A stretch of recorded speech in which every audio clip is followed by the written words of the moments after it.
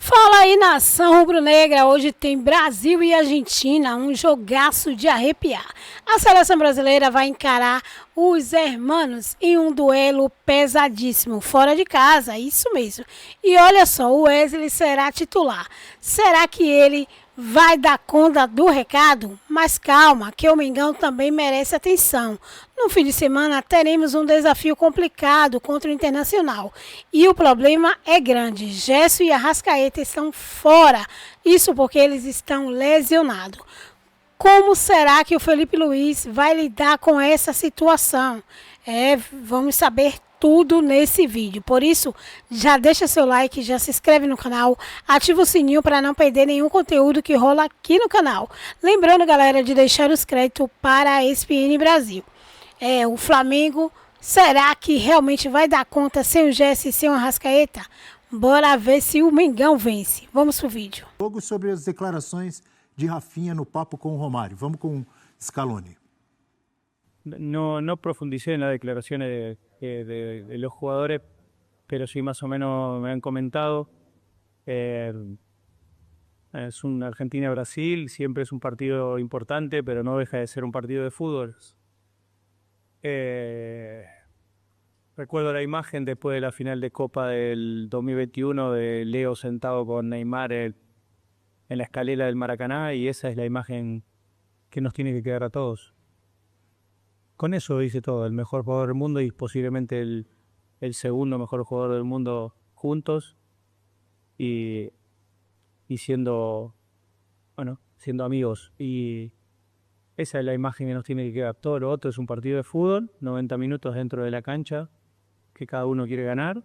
Y después de ahí creo que todos tenemos un conocido, un amigo brasileño. Yo he jugado con un montón y me llevo muy bien. No tiene por qué pasarse de ahí y no va a pasarse de ahí. Y el tema del racismo, lógicamente, está fuera totalmente. En nuestras cabezas no existe ese término, esa palabra, y esperemos que la gente que vaya a alentar a la selección argentina y que si hay, creo que va a haber hincha de Brasil, hincharán para su selección y punto. No hay que darle mucho más vuelta y nada más. Es un tema que no tiene que tener mayor importancia que esa. Si hay un método para jugar sin Leo, hay que buscarlo. Cuando no está, hay que buscarlo y por suerte tenemos grandes jugadores y ellos lo hacen a la perfección cada vez que lo está y intentamos que su baja se note lo menos posible. Tá aí o Scaloni e a gente vai direto para Buenos Aires, porque temos os Pedros. Pedro Henrique Torre e Pedro Ivo Almeida, já posicionados para participar conosco aqui no F360 para falar sobre o jogo. A gente viu ali, vocês acompanharam o Scaloni, falando sobre as declarações do Rafinha, falando sobre o jogo e falando sobre uma Argentina sem Messi. Bom dia, amigos. Tudo bem, Abel? Muito bom dia para você, um abraço para todo mundo aí no 360, os amigos aí no estúdio. Bom dia também para o xará aqui, companheiro Pedro Ivo Almeida. Enfim, estamos aqui, estamos prontos para essa partida.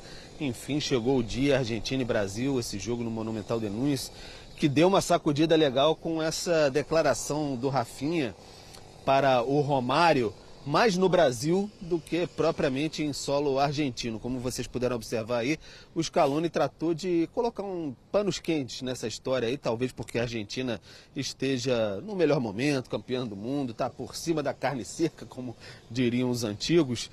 Mas, de fato, o Scaloni não quis dar muito gás nessa questão, não. Deu uma amenizada e ficou por isso mesmo. A seleção brasileira desembarcou ontem à noite aqui em Buenos Aires, chegou, foi festejada ali por umas 50 pessoas.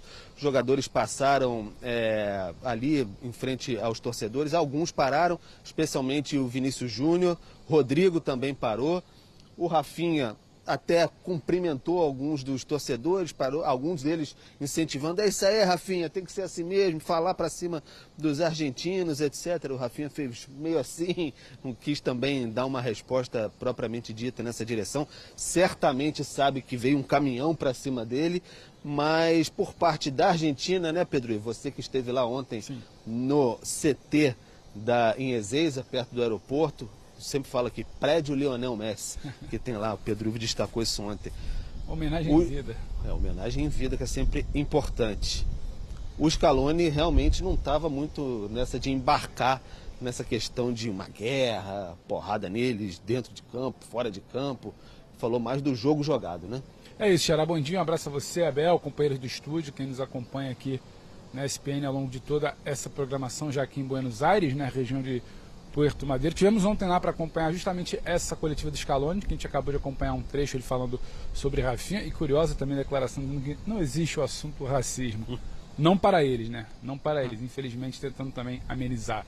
Sobre a situação do Rafinha, faz muito barulho sim no Brasil, estamos debatendo exaustivamente ao longo de toda a programação ontem, a opinião pública, o torcedor, rede social, um barulho muito grande.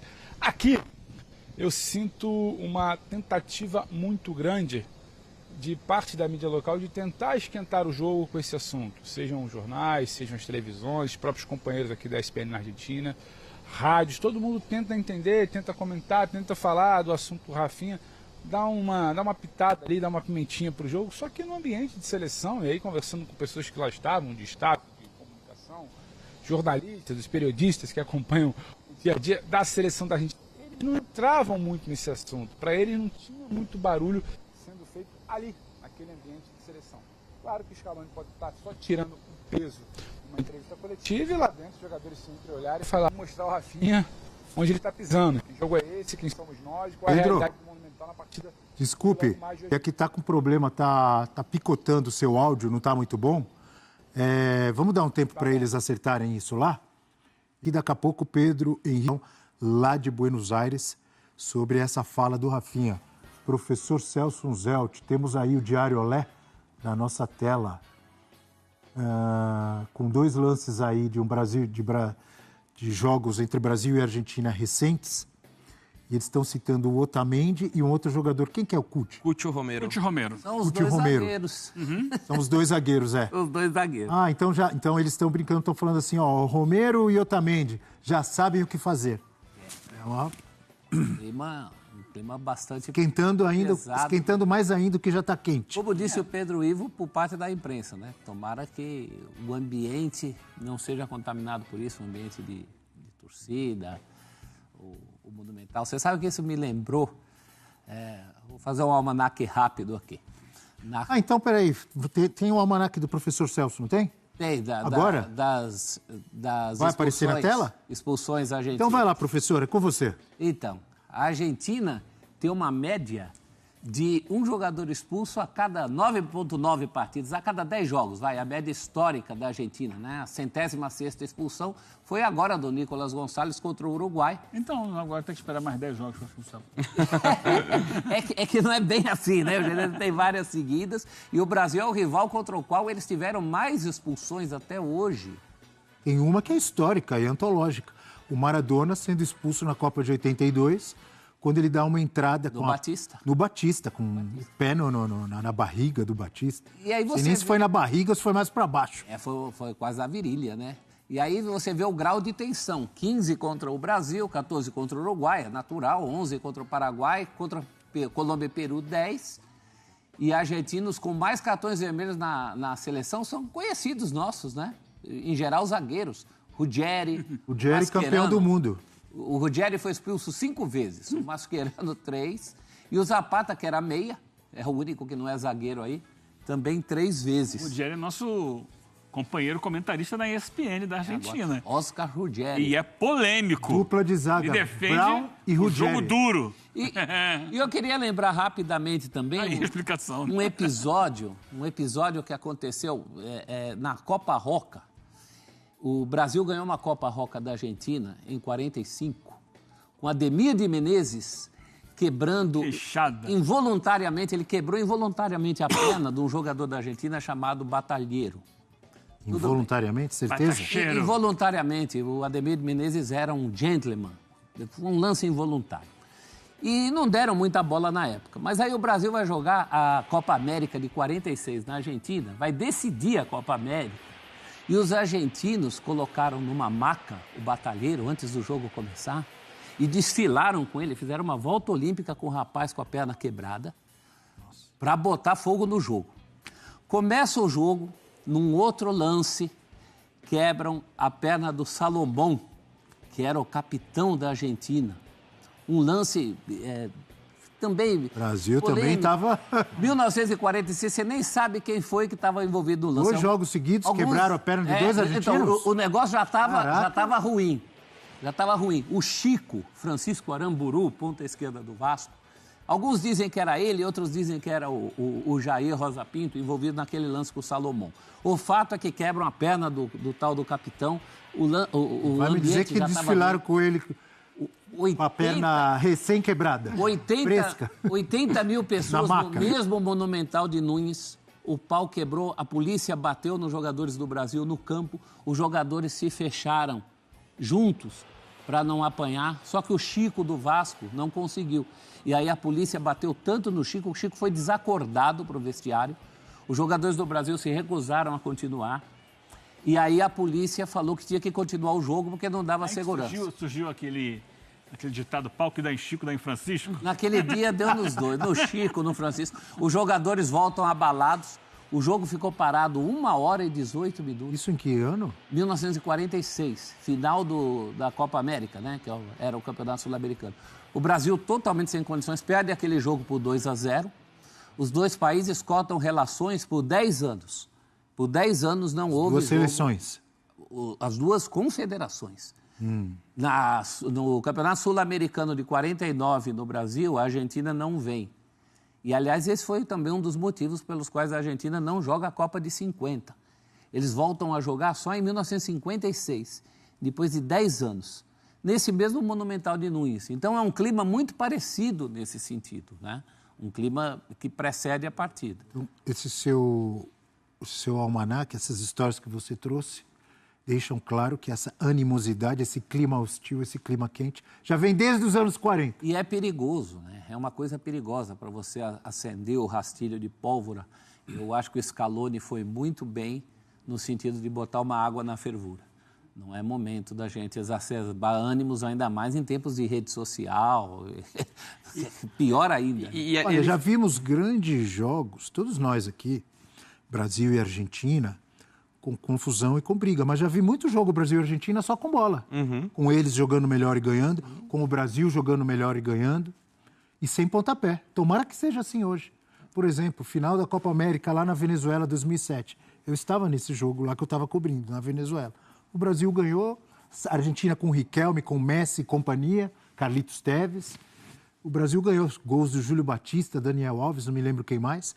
Enfim, e vários outros jogos, o Eugênio deve lembrar, o professor deve lembrar, o André também, em que houve futebol. Agora, já tivemos vários jogos com jogadores expulsos, você citou, eu citei um que eu lembrei aqui do Maradona, que foi expulso, com briga, recentemente teve que parou na cotovelada, não teve briga. Que era para ter entrado na estatística do almanaque do professor com mais um vermelho. Não teve cartão, não teve briga, mas teve a cotovelada do Otamendi no Rafinha.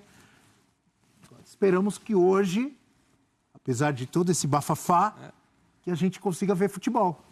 O Eugênio não está muito otimista, a não ser que ele tenha mudado de ontem para hoje. Estou lembrando, não, só que na minha memória, você está falando de jogos que passaram, um jogo que ficou marcado na minha vida é a final da Copa das Confederações de 2005, vai completar 20 anos. É o último jogo entre Brasil, desculpa te interromper, entre Brasil e Argentina, sem Neymar ou Messi. Desde então sempre teve Neymar ou Messi. E o Brasil deu um banho de bola na Argentina, ganhou por 4-1. Não teve briga. E nem era a seleção totalmente principal do Brasil, né? E acho que ali foi o grande momento do Adriano na seleção brasileira, né? Ele brilhou muito naquela Copa das Confederações. Kaká, Ronaldinho, Robinho e Adriano. E depois entrou o Ronaldo na Copa, no ano seguinte. Adriano, que na Copa América também... tinha brilhado em 2004. Né? Opa, não esse. Um tropeço contra a Argentina pode voltar a pressionar o clima da seleção brasileira. E digo voltar porque a vitória contra a Colômbia trouxe tranquilidade ao ambiente, deixou o Brasil mais leve para um dos maiores clássicos mundiais. É um grande clássico do futebol mundial. Vai existir a luta em campo, mas vai existir, acima de tudo, o respeito entre as duas equipes. E nós vamos buscar jogar futebol, fazendo um duelo, mas tudo isso resolvido dentro das 4 linhas. O treinador deu uma amenizada no que deve encontrar na Argentina, mas fora de campo, o atacante Rafinha já deu declaração polêmica à Romário TV, ao dizer que o clima contra os argentinos é de guerra. Contra a Argentina, nosso maior rival. E agora, graças a Deus, tem o Messi. Porrada neles? Porrada neles, sem dúvida. Porrada neles. Vai pra dentro com tudo? No campo e fora do campo, se tiver que ser. Nas redes sociais, Di Maria comentou a publicação dando risada. Dorival Júnior tem aproveitamento melhor que o da Argentina desde que iniciou a trajetória com o Brasil nas eliminatórias. 7 jogos, 4 vitórias, 2 empates, 1 derrota. Os argentinos têm uma derrota a mais e um empate a menos. Ainda assim, são os líderes isolados da competição. E uma vitória contra a seleção brasileira no Monumental de Nunes garante a Argentina na próxima Copa do Mundo. A comissão vai ser obrigada a fazer 4 mudanças no time, já que perdeu Alisson e Gerson por questões médicas. Bruno Guimarães e Gabriel Magalhães estão suspensos. Além destas, Dorival já disse que Wesley e Matheus Cunha serão titulares. Boa noite pra você, tudo bem? Tudo bem? Achei que você ia entrar tropeçando igual o Dorival. Que é isso. Boa noite, fã de esportes. Deixa com a gente aqui que a gente vai falar um pouco sobre o Brasil. Então, assuma, Elton Serra. Daqui a pouco a gente vai falar também, Leonel Scaloni, repercutir, trazendo a visão dele sobre o que o Rafinha falou. Não é na cacetada que se resolve, é jogando bola, né, Elton? É, exatamente. E esse time é bom? Esse time é bom, poderia ser melhor, obviamente com os desfalques, isso faz muita falta para o Dorival, isso pode pesar bastante contra uma Argentina que não tem o Messi, mas tem também um time muito forte para jogar em casa. E, pelo visto, o Dorival até deu pistas, né? Ele falou sobre essa equipe, não tem muito o que esconder, mantém uma formação. Eu lembro quando acaba o jogo da Colômbia, a gente fez aqui o Sport Center, logo depois, e falou, Matheus Cunha e o Wesley estão pedindo passagem, jogaram bem no segundo tempo. Acho que serão titulares. E não deu outra, né? Sim. E por isso, né? Porque vem numa sequência, né? A gente sabe que o sistema defensivo não muda com essa linha de 4, mas o Wesley ele muda em relação ao Wanderson, né? Um jogador até muito mais ofensivo. Isso vai ajudar muito a formação do ataque, porque como o André, muitas vezes com o Fernando Diniz, jogou de zagueiro, ele pode fazer essa saída de 3. E essa saída de 3 proporciona o Arana, que tem características ofensivas também, profundidade pelo lado esquerdo e o Wesley pelo lado direito. Isso faz com que o Rodrigo, que é um jogador que tem atuado muito mais, né, como um jogador de circulação pelo lado direito, possa jogar por dentro como ele já fez no Real Madrid, né, na temporada passada. O Matheus Cunha, que não tem jogado como um 9 no Wolverhampton, ele é um segundo atacante, ele faz esse movimento, ele pode ajudar também a preencher um pouco mais a área e o Rafinha circular por dentro para o lado esquerdo.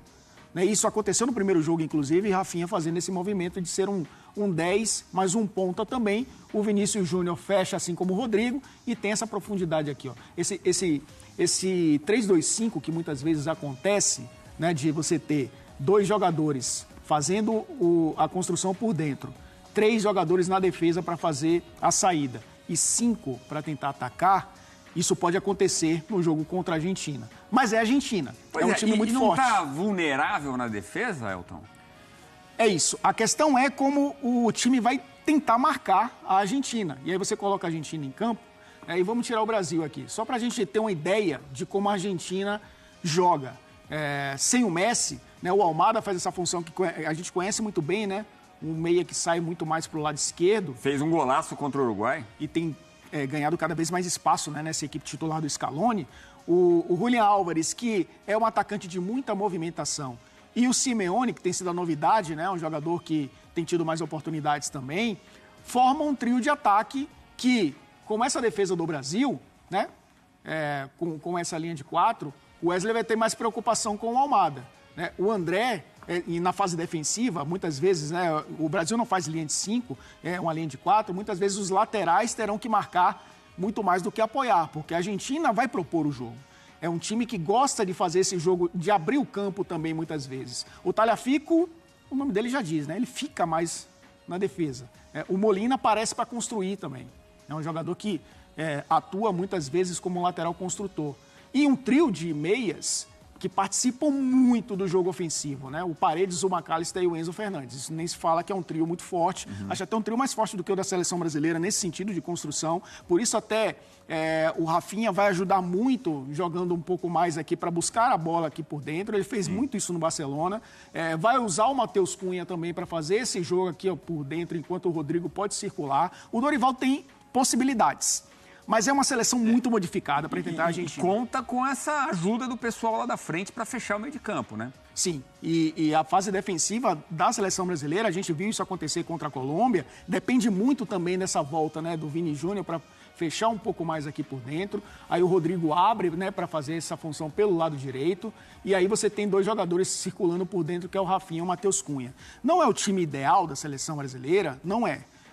O Dorival gosta muito de um 9 mesmo, né? Tentou o João Pedro no primeiro jogo, o Matheus Cunha não é esse jogador. E aqui ele não é desqualificando o jogador, que é muito bom, mas na característica dele jogar aqui dentro da área. Muitas vezes ele faz essa função aqui de segundo atacante, jogando um pouco mais por dentro como ponta de lança. Mas é o que ele tem em mãos para enfrentar uma Argentina no que pode ser o jogo definitivo. Definitivo no sentido de muda a chave.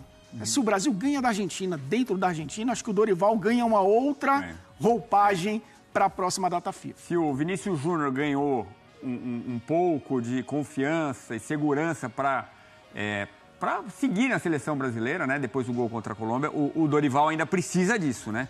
Porque, até brincando com a imagem de hoje que ele tropeçou, não tá firme ali, né? Tá um balança, mas não cai.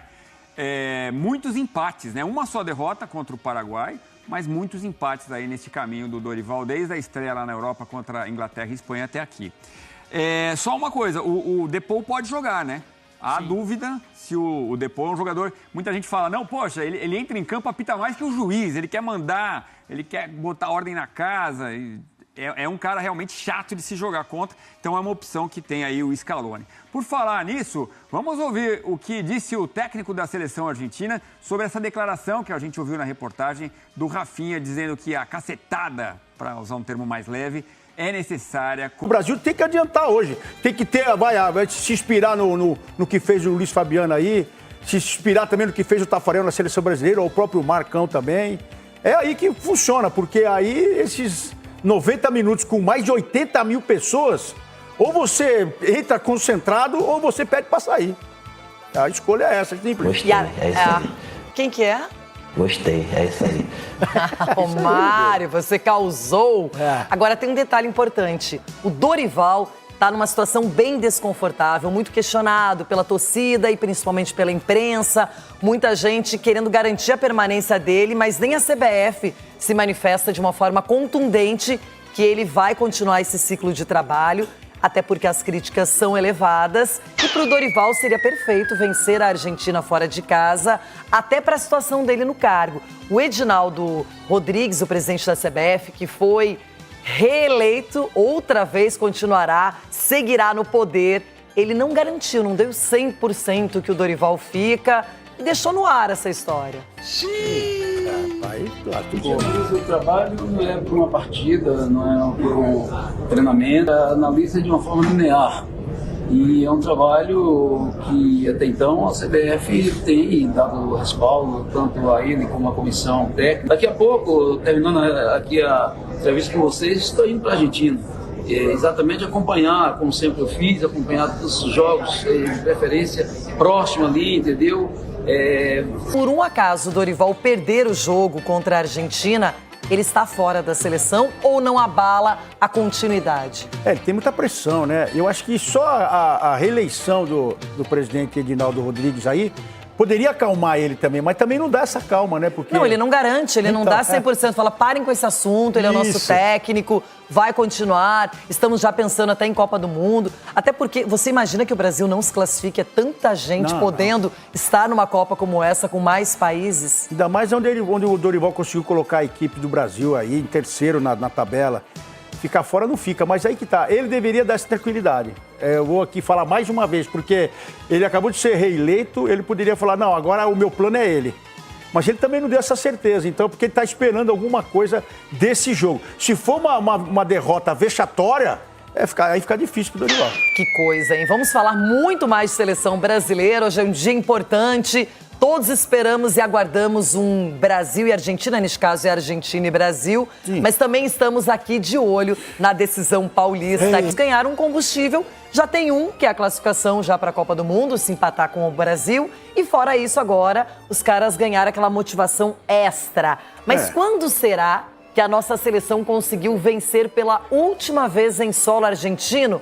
Vamos buscar essa memória agora. Mas antes disso, eu achei interessante um outro dado, porque o Lucas Herrero trouxe pra gente que lá no Monumental de Núñez, casa do River Plate, a última vez que o Brasil venceu foi em 1995, o gol do Donizete Pantera. Faz muito tempo que isso aconteceu, mas agora a pergunta é essa. Na Argentina, quando foi o último triunfo brasileiro? Na fisionomia de cada um, a certeza da vitória, apesar do absoluto silêncio. O que passa na cabeça essa hora, jogador? Na fisionomia de cada um, a incerteza do triunfo, apesar da absoluta necessidade. Mais de 40 mil pessoas ao lado deles. Quase nada para se ver do time adversário. O Brasil precisava vencer a Argentina e a pressão que os argentinos iriam fazer jogando em Rosário. Numa situação tão complicada, a tão sonhada classificação para a Copa da África do Sul. A maturidade de um líder, o gol na hora certa, de forma consciente. Contra a Argentina, vamos ver. Não profundizar. A gente tem, por falar em tela, temos uma tela com números do Arrascaeta. Arrascaeta pelo Flamengo na temporada 11 jogos, 8 como titular, tem a média aí de 66,9 minutos por partida, 2 gols e 2 assistências. Sem dúvida alguma, um jogador importantíssimo, histórico, mas que nos últimos anos a história dele tem sido sempre recheada por lesões, hein, Eugênio? A gente falava agora há pouco de um Palmeiras que está em reformulação, né? Vários jogadores daquele time de muito sucesso de alguns anos atrás já foram embora. Esqueci de citar, inclusive, quando eu falei do Palmeiras, o Felipe Melo, né? O Davidson e outros que faziam parte do... O Felipe muito mais presente do que o Davidson. No Flamengo, já existe também uma reformulação. O próprio Gabigol foi embora e tantos outros foram embora. Hoje é um time do Flamengo bem diferente daquele de 19. Restam o Gerson, que foi e voltou, o Bruno Henrique, que continua dando resposta, e o Arrascaeta, que já não está no mesmo nível. Você esqueceu de um. Felipe Luiz. Que agora é técnico. Em outra função, que agora em outra lá. função. O Flamengo tem alguns jogadores que têm apresentado problemas crônicos, problemas físicos crônicos. O Arrascaeta é um deles. O Cebolinha é outro. O Cebolinha não joga. Joga 1 ou 2 partidas, machuca de novo. Joga 1 ou 2 partidas, machuca de novo. Não dá para contar com o jogador. O outro, que chegou há bem menos tempo, mas que ano passado também ficou a maior parte do tempo fora, é o De La Cruz. Que deveria ser a opção ao Arrascaeta, né? Poderia mas que tem jogado mais atrás no Flamengo. Jogado como segundo volante. Esse ano não se lesionou ainda, foi dispensado agora da seleção uruguaia, mas não por lesão, né? Ele tem condições de jogo, ele deve jogar sábado contra o Inter, mas que é um jogador que ano passado passou o segundo semestre inteiro sem a condição ideal de jogo. É importante avaliar o custo-benefício disso, já que o Flamengo hoje é tão profissional, né? E eu acho correto que seja profissional. Você tem que, é claro, entender o peso que cada jogador tem no aspecto emotivo, mas você precisa colocar na prática. Qual é o retorno que ele está me dando nesse momento? Ele vai jogar, vamos colocar aí, né? Tantas partidas no seu máximo, ou entra sempre sem conseguir jogar tudo que ele pode jogar? Até que ponto vale a pena manter esse tipo de jogador? Vai para a seleção, sempre volta machucado. Então tem que ver, o Arrascaeta já está no Flamengo há muito tempo. Até que ponto vai esse ciclo dele? Porque você fica dependendo do jogador, contando com ele, imaginando que ele vai te dar uma resposta e vira e mexe, ele se machuca. É algo para você pensar, dentro de um planejamento profissional, até que ponto vale a pena estender tanto essa permanência dele. É uma pena porque, do ponto de vista técnico, não há discussão, né? Que você precisa de um Arrascaeta quando você tem um Arrascaeta. E eu acho que já é um ponto da carreira dele, porque há algum tempo, quando tinha aquela questão do pubis pré-mundial, que forçava a barra, parecia algo que você poderia planejar até um afastamento que nunca houve para resolver o problema. Não me parece ser o caso nessa altura. da vida e da condição física dele. É preciso reavaliar mesmo até quando e como você terá esse jogador. Parece que está aproximando desse momento, porque parece notícia velha, né? Você fala assim, a Arrascaeta está fora, é a notícia que a gente mais deu Pelo menos desde 2022. Muito tempo Se não já, diante né, disso. Eugênio? São 3 anos. Se não diante disso. Então, são 3 anos, pelo menos. E ele se machucou no meio do jogo, né? 40 minutos de jogo. Do Uruguai, estava de titular. Durante muito tempo, ele antes do Bielsa, né? Ele ia para a seleção uruguaia, mas não era titular, ficava no banco. Na própria Copa do Mundo, ficou no banco a maior parte do tempo, acabou entrando no último jogo e fez um belo gol, mas enfim. É que o Bielsa, ele tem um estilo bem diferente do Oscar Tabares, né? Que era o técnico anterior. Ele exige um futebol de muita intensidade. Mas teve um outro depois. Uruguai entre o Tabares e o Bielsa. Entre Tabares e o Bielsa teve outro, que foi na Copa. Que foi para a Copa do Mundo. Alonso. Sim. Diego Alonso. Mas eu estou colocando nesse momento, né, nessa realidade da seleção uruguaia atual. O cara tem que correr muito. Tem que correr, tem que dar bote, tem que pressionar a saída de bola. É o estilo do Bielsa. E nesse estilo, o Arrascaeta não consegue. Não consegue. E acho que Estava olhando a idade, 30 anos. Ele faz 31 em junho. Então, se você for olhar a idade, é um jogador que tem muito tempo para jogar. Sim. Mas, nos últimos anos, não é o que tem acontecido, né? E assim, concordo com os pontos que foram colocados, só queria ressaltar também um aspecto que talvez, infelizmente, eu espero que esteja equivocado, mas na realidade atual talvez a gente veja casos cada vez mais similares, porque a gente está falando também de um jogador que atua num time que disputa tudo.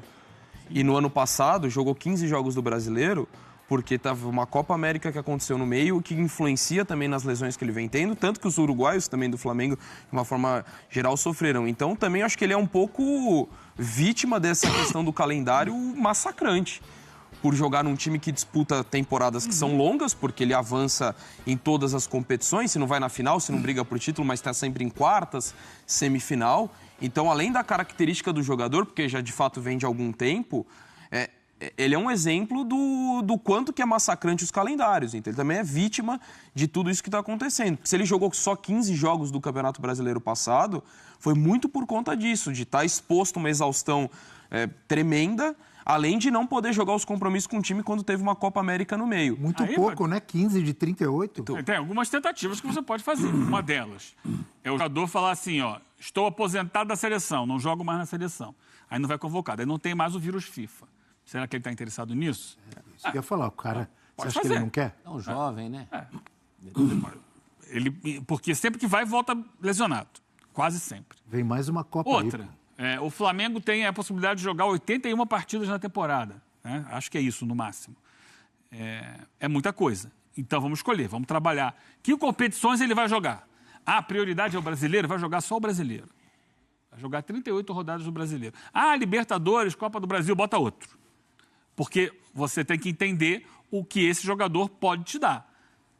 O jogador não tem condição de atuar por 80 partidas na temporada. Ninguém tem, né? O fato é esse.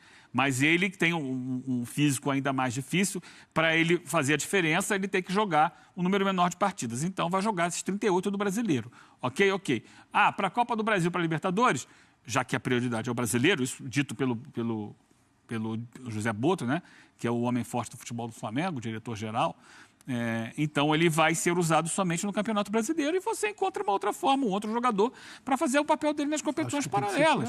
Talvez, de repente, chegou numa final de Copa do Brasil, chegou numa final de Libertadores, ok, aí você coloca. Tem que ser colocado de antemão claramente. Vai jogar, e não adianta reclamar. Poder aproveitar vai jogar só nessa. Não, mas assim não me interessa, porque assim eu estou pagando muito caro. Então, beleza, troca. Procura um outro jogador com uma qualidade parecida e libera. O Flamengo passa, por exemplo, uma oitavas ou quartas de Libertadores, pega um Palmeiras, pega um Fluminense. Não, a Arrascaeta tem que jogar. E aí? E até ou não é? O que ressalta a importância também dele, a gente tecnicamente nem se fala em tudo mais, embora não venha no melhor momento. Nem dá para pegar esse ano, né? E assim, até a questão do técnica, que dele é brilhante, apesar de não estar no melhor momento. E eu não estou falando que o elenco aqui do Flamengo, para mim, é o melhor elenco do Brasil, da América, mas até nesse elenco, você não tem um jogador com a característica do Arrascaeta. O Flamengo pode encontrar outras formas de jogar e outras formas de substituí-lo. Então, assim, ainda assim, mesmo que ele não esteja na melhor fase, sofrendo com lesões, eu acho que ele tem uma característica muito única no time do Flamengo. Mas o Felipe Luiz tem que pensar Lógico. Um Flamengo sem ele, não tem? São duas coisas, né? É o Flamengo sem o Arrascaeta e o que é o Arrascaeta como atleta e até onde. Porque é uma vida de desgastes, né? O Cruzeiro que ele jogava já era um Cruzeiro que jogava muito. Ele decide uma Copa do Brasil contra o Corinthians para o Cruzeiro vindo de avião. Lembra aquela história? Sim, estava no Oriente, não sei se estava na Coreia. Na Coreia. Foi jogar lá no... Exatamente. Então, atravessou o mundo. São esses pontos que o Donkey coloca, porque se hoje em dia, até pelo avanço da fisiologia, um jogador vai mais longe, ele está com 30 para 31, a gente está achando jovem, por outro lado, o cara já chega com quilometragem, né? Aos 31 anos, ele já jogou. Tu falou outro dia, acho que foi o Danilo, né? Acho que foi o Danilo que falou, inclusive, para ter a nova TV do Flamengo, falando sobre isso, né? Com esse calendário é impossível. É impossível. E aí, assim, a gente está falando aqui, eu estou colocando do lado do Flamengo, né? De olhar custo-benefício e tal, né? Até que ponto vale a pena manter o jogador e tal. É um ser humano, é um profissional, está tentando seguir a carreira dele, já como história de muitas vitórias, muitas conquistas. Eu estou olhando aqui do lado do clube, né? Mas também do lado do clube era importante olhar e pensar e tentar atuar em relação ao calendário. Né? Modificar, tentar diminuir o impacto do calendário, porque realmente é desumano jogar 80 partidas por ano. Ah, mas o clube não pode fazer nada. Será que não pode mesmo? É racionalizar, né? Racionalizar. Eu entendo dessa forma, já falei aqui várias vezes. Não dá para jogar a temporada inteira, não dá. Então você vai colocar um time B, que quantidade de jogador tem para isso. Qual é a competição aqui que é prioritária? Estou repetindo aqui o que o Boto falou, é o brasileiro, beleza. Copa do Brasil, não sei o quê, beleza, bota o time B na Copa do Brasil, bota o time B, como começou o campeonato estadual, abre mão. Ou então tenta ganhar com o time B, para você priorizar o que você acha que realmente é mais importante e conseguir ter uma quantidade razoável de jogos para você tirar o melhor dos seus jogadores e conseguir apresentar um futebol de mais qualidade, um espetáculo que atrai as pessoas.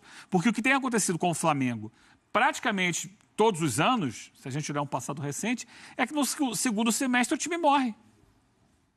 Vários jogadores caem muito de produção no segundo semestre, que é a hora que as decisões, né, são colocadas. Os títulos são decididos, os títulos mais importantes, no segundo semestre. Chega ali setembro, outubro, o Flamengo já está com a língua para fora. Nação rubro-negra, esquece, né? Porque esse jogo vai dar o que falar, tanto a Argentina com o Brasil, como Internacional com o Flamengo. Vai ser crucial. O Flamengo vai precisar de muita garra e superação para vencer sem o Gerson e sem o Arrascaeta. O time vai ter que se virar e mostrar a força da nação. E sobre o Brasil e a Argentina, o clássico promete. O Wesley vai ter a chance de brilhar no time titular. Será que ele vai fazer história? Vamos esperar, né? Fica aí ligado, deixa seu like, se inscreve no canal, ativa o sininho, compartilha nosso vídeo e deixa aí o seu comentário e, claro, deixa aí o placar da partida entre o Brasil e a Argentina. Mas também deixa o placar de Internacional contra o Flamengo, deixando os créditos para a ESPN Brasil. Até o próximo vídeo.